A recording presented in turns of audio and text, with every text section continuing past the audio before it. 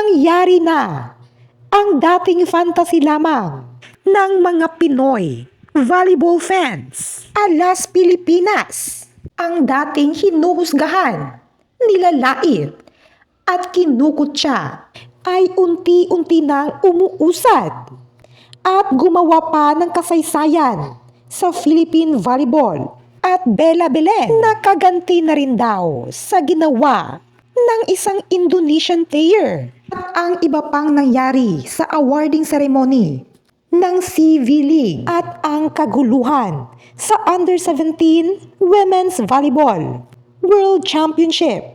Lahat ng yan ay atin nang alamin ngayon. Hindi nga napigilan ng ibang Alas Pilipinas member na maging emotional pagkatapos nilang makagawa ng kasaysayan sa Philippine Volleyball sa kakatapos lang na Southeast Asian V-League Leg 2. At ito ang naging standing. 4th place, Vietnam. After almost 7 years nilang pagsali dito, ay bumalik sila sa 4th place.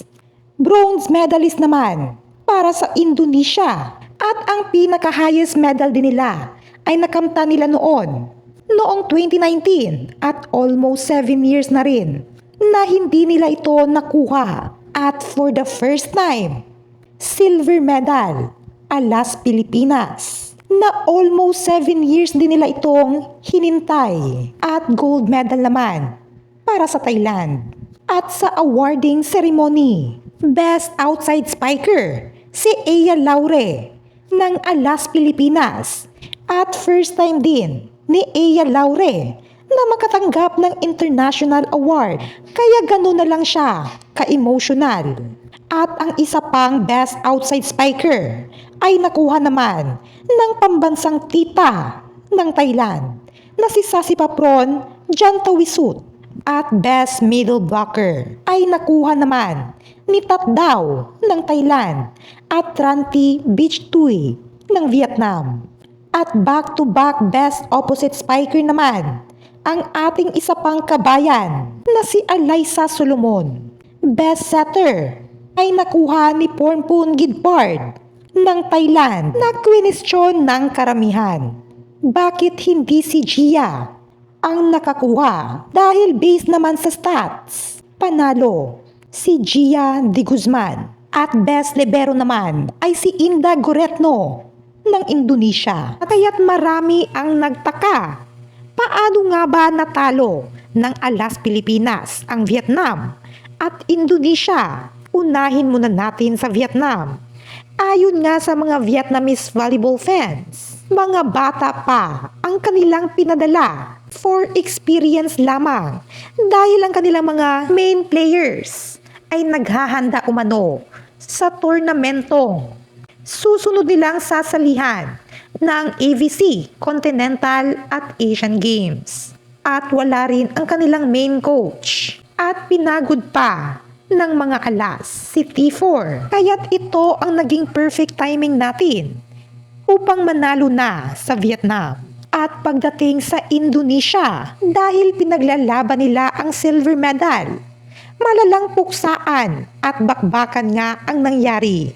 Isa sa mga naging weakness ng Alas ay ang check ball ng Indonesia at nasolusyonan nga nila ito sa leg 2. At ang dalawang middle blocker ng Indonesia na si Chelsea Rotumo at Rara na labis na nagpahirap sa atin noong SEA Games at pati na sa leg 1. At makikita natin Blakova ang halos na mga players natin sa Indonesia at naangasan pa nga si Bella noong leg 1. At finally daw, nakaganti rin si Bella Belen laban kay Chelsea.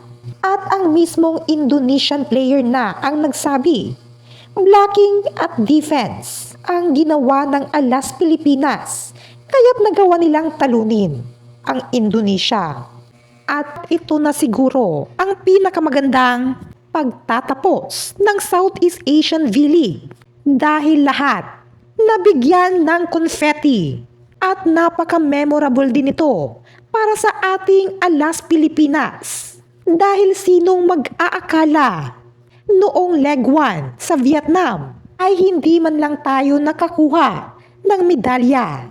Kaya't samut-saring pambatikos, pangungutya, panglalait at panghuhusga ang natanggap ng Alas Pilipinas players. Makamtan pa ang pinakamataas na medalya dahil sa kapabayaan at kurap na namumuno sa Philippine Volleyball. At ang isa pang masakit na katotohanan, walang sponsor pala ang ating mga Alas Pilipinas member.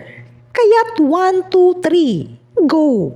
Kanya-kanya na ang nangyari dito sa national team natin. Kaya't nakakaawa lang talaga ang sitwasyon na kanilang dinadala dahil baon lang nila ay ang irepresenta ang Pilipinas despite sa kabulukan na nangyayari ngayon sa Philippine Volleyball. At ang silver medal na ito ang kanilang naging ganti sa mga taong nangutya, nanghusga at nanglait. Dahil sino ang mag-aakala na from 4th place, from nothing to silver medalist, ito ang patunay na history ito para sa Alas Pilipinas. Sa pagtatapos ng CV League ay sasalihan ang Thailand, Vietnam at Indonesia at ito nga ang AVC Women's Volleyball Continental. Maraming nagtaka, bakit walang Alas Pilipinas? At ang nakakalungkot naman na dahilan, wala umanong sponsor at sumusuporta para isali dito ang Alas Pilipinas. Sobrang nakakalungkot at nakakadismaya talaga ang pangyayaring ito dahil may chance sana ang Alas Pilipinas. Ngunit napagdesisyonan na sa Asian Games lamang sasali ang Alas Pilipinas. At mangyayari nga ito sa Japan ngayong paparating na September. At makakalaban pa natin ang Asian powerhouse na China at ang bansang Kazakhstan. Awa na lang talaga at sa bracket nila 50% may chance tayo sa Kazakhstan.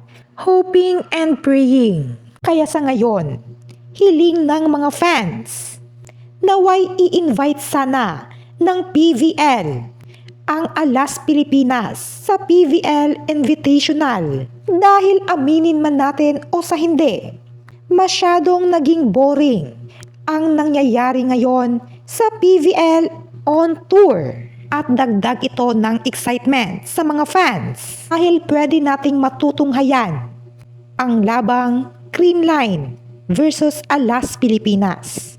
At makakatulong rin ito para sa preparasyon ng Alas Pilipinas sa magiging laban nila sa paparating na Asian Games. Kaya't parang awan nyo na PVL, uy. Make this happen. Charis. Pumunta naman tayo sa balitang ang mga Under-17 Women's Volleyball World Championship. Ano nga ba ang nangyaring kaguluhan? Inireklamo nga ng mga Thailanders ang labis na kadayaan na ginawa ng host country nang maglaban kasi ang Chile versus Thailand. Makikita sa mga video na ito ang ebidensya na mga dirty tactics ng Chile upang manalo lamang.